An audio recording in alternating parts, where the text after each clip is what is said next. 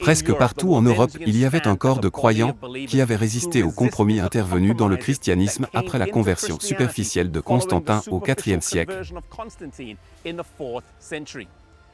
Ils étaient basés principalement ici parmi les magnifiques montagnes du nord de l'Italie. Certains disent que le premier Vaudois était Pierre Valdo, un marchand du XIIe siècle de Lyon en France, et les Vaudois portent son nom.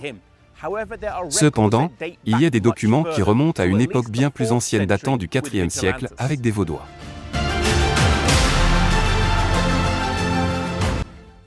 L'un des premiers noms des Vaudois était les Sabbatati, montrant dès le début qu'une partie de leur identité était l'observation du sabbat. Dans le chapitre 4, le livre décrit le rôle clé qu'ils ont joué dans la préservation de la connaissance de la parole de Dieu et des principes de la vraie vie chrétienne face à une grande opposition.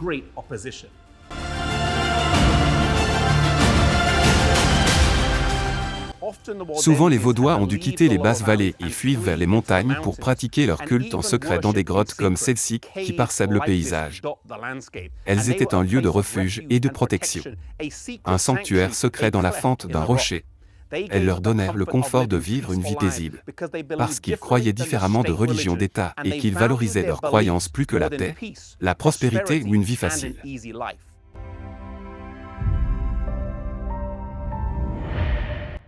Ce ne devait pas être facile de vivre une vie bien plus rude ici, mais leur désir d'être fidèles aux principes de la parole de Dieu était plus grand que l'amour de la facilité.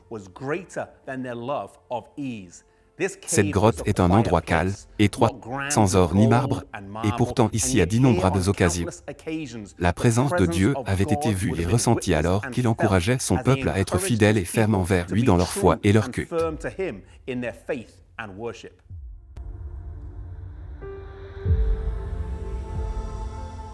Les Vaudois avaient une passion pour le service de missionnaires, ils ne se contentaient pas de vivre une vie heureuse et sainte, isolés comme des ermites dans les montagnes, mais ils entraînaient intentionnellement les autres à sortir en utilisant des écoles comme celle-ci,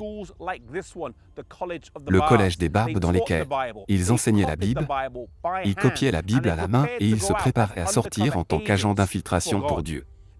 Ils envoyèrent des étudiants dans les universités de premier plan en Europe et ils voyageaient également en tant que marchands vers les principales villes d'Europe. Ils n'avaient pas de copie de la Bible entière, mais parfois c'était juste quelques pages cachées entre des morceaux de tissu dans leur manteau, et quand ils trouvaient quelqu'un qui cherchait la vérité, ils la retiraient et la partageraient avec eux.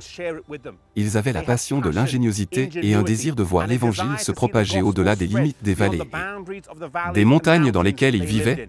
Puissions-nous avoir la même passion aujourd'hui.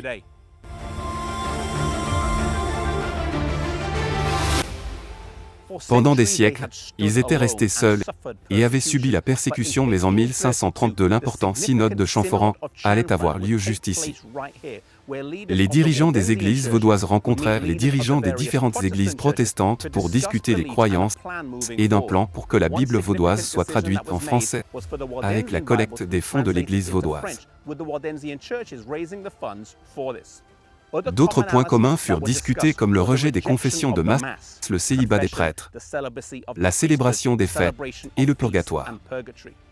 En période d'isolement et de persécution, il est important de rechercher la communauté et le soutien des autres croyants partageant les mêmes idées.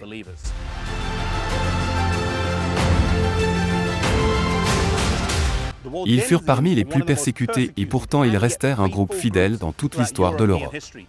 Le 24 avril 1655, ils souffrirent peut-être un des plus grands massacres, menés par le duc de Savoie, commençant à 4 heures du matin un samedi.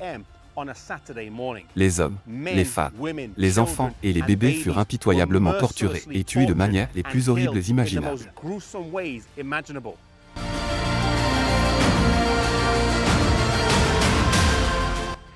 Pour échapper à ce terrible massacre, des centaines de Vaudois prirent la fuite vers une grande grotte dans le mont imposant de Castelluzzo.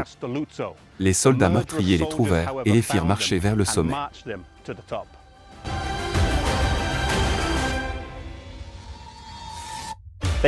Ils montèrent à cet endroit juste ici et furent jetés dans le vide et moururent sur les rochers en contrebas. Je crois qu'au matin de la résurrection, de nombreux fidèles se lèveront dans la gloire au pied de cette montagne et dans cette vallée.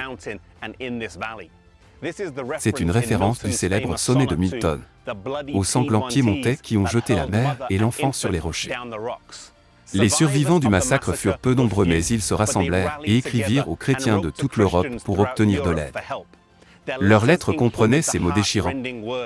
Nos larmes ne sont plus de l'eau, elles sont du sang. Elles n'obscurcissent pas seulement notre vue, mais elles étouffent tout notre cœur.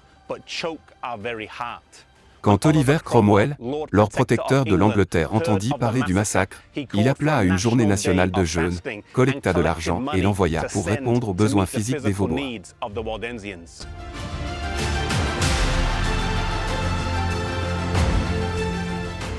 C'est une foi qui me rappelle celle de Job.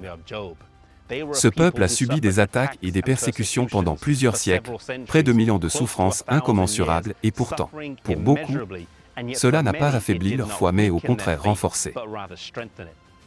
Parfois dans la vie, nous pouvons servir Dieu en lui consacrant nos vies, et pourtant nous traversons des moments difficiles, des épreuves et des souffrances que beaucoup disent que nous ne méritons pas. Puissions-nous avoir une foi comme Job qui dit « Même s'il me tue, j'espérerai en lui ».